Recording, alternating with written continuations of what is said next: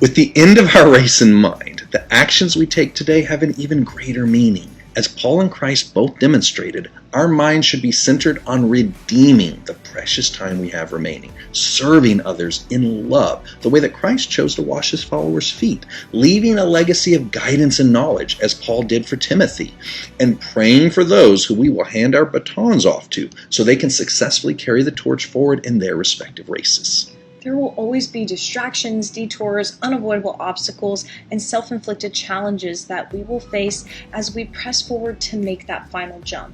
And the path to get there, as well as how our unique endgame looks, will be different and personalized for each of us. So let's be intentional with the time that we have and invest it with a renewed sense of purpose. Let's serve others in love, pray for them with a purpose, seek the Lord with intensity, and leave a legacy that will point others towards him long after we are gone.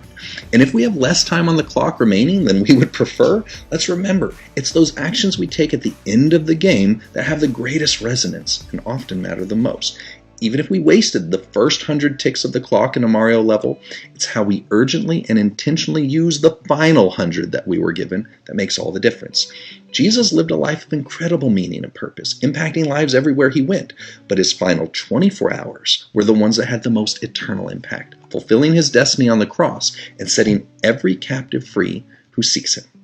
The Apostle John was a loyal follower of Christ and one of his 3 most trusted friends, but his final recorded mission as his hourglass reached the 0 hour was to receive and record the book of Revelation, the definitive volume on eschatology and the end of the age. In his final days of an incredibly powerful life of service to the Lord, Elijah was charged with setting the future in motion by anointing 2 new kings, as well as his own successor, Elisha.